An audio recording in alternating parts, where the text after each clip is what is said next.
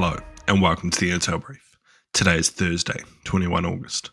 I'm your host, Daniel, and today we're going to look at which European countries may look to send troops to Ukraine. Polish officials say a Russian drone crashed in their country. And Germany and Japan have boosted defense ties amid growing military clout.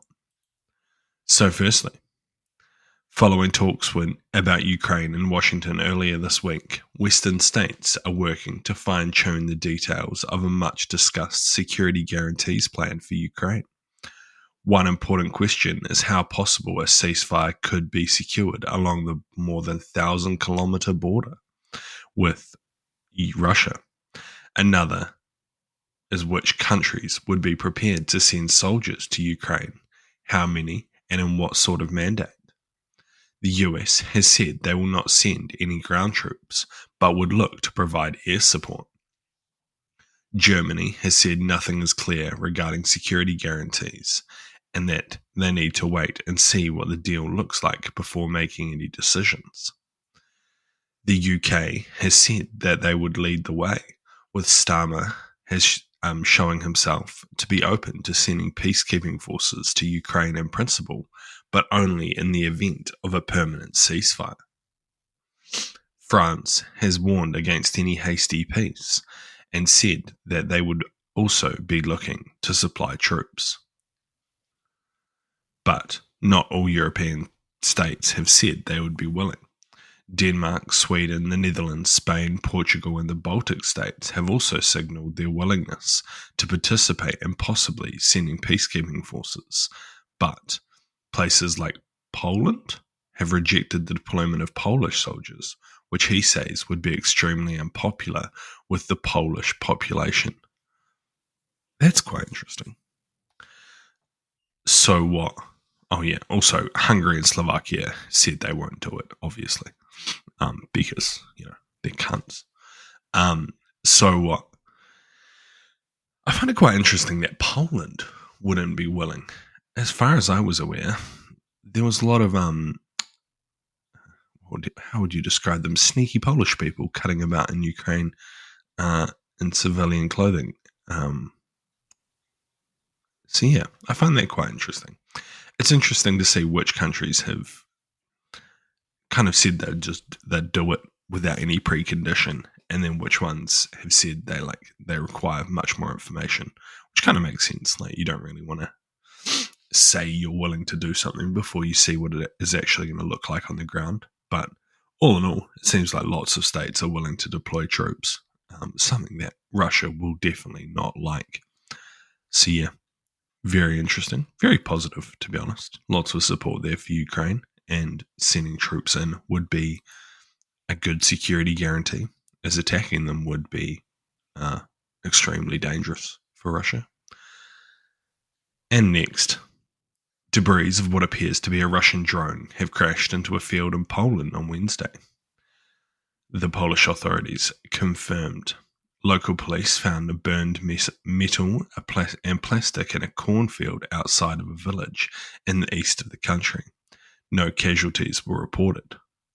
Polish media published photos of what appeared to be the remains of a drone, including a charred engine and a small propeller.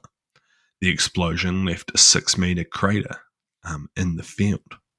The Polish Foreign Ministry initially said that it was a Russian-made Shahid drone, the Iranian drone design that's commonly used to attack Ukraine. But a Polish general said the aircraft was only a decoy drone, which was not armed, but carried a self-destructive warhead. So what? It's pretty dangerous to be crossing the border with a Russian drone. Poland's already kind of chomping at the bit to call Article 5 and just rickroll Russia. See what their new capabilities are capable of. Good way to use that word twice there. But yeah, all in all, this just seems like a bit of drama that will fizzle out over the next few days, and we'll just carry on as normal. It's not the first time it's happened. What is kind of concerning is how it was able to get into the country without being identified by radar, but that could be why they think it was a a decoy, as that would show up differently due to different parts being in the drone. Yeah. Outside of that, kind of just a bit of drama between Poland and Russia, who they'll probably kick off about. And yeah. And lastly, the German foreign minister stood in front of a warship at a Japanese naval base on Tuesday and spoke about China's growing dominance in the region. He knew where it should be viewed, and particularly critically. China still hasn't forgotten the German-Japanese alliance in World War II. A day before, he accused China of aggressive actions in the region, and Beijing reacted angrily and warned against inciting confrontation and tensions.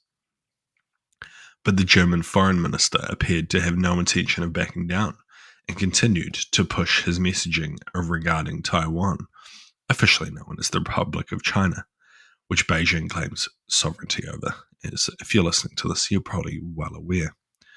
Germany is committed to the One China policy, under which Berlin recognizes the government of the People's Republic of China, Beijing, as the sole legal government in China. Although Germany does not maintain official diplomatic relations with Taiwan, it has economic, cultural, and research ties with the island and advocates for peaceful reunification. Lame. So what? It's a bit of a strange speech. This is the classic, trying to play both sides from Germany. I don't understand how this ties in with, I presume he gets into it in the article. Yeah, so Germany called Japan the premier partner in Asia. Further down in the article, Japan supports Ukraine and China supports Russia. Yeah, so it's just more talk about the ties. Interesting to see European countries getting very involved in East Asian politics. Good, as the possibility of confrontation there is growing over time, and support will be very necessary to ensure the safety of Taiwan and that China cannot completely take over the island. Yeah. Be good to see some German naval ships over there doing exercises and stuff. That would be a good sign. So yeah. Outside of that, just kind of more diplomatic talks from Germany and their growing military clout, which is good to see. Thank you for listening to the Intel Brief. I've been your host, Daniel, and I'll see you again tomorrow. See you.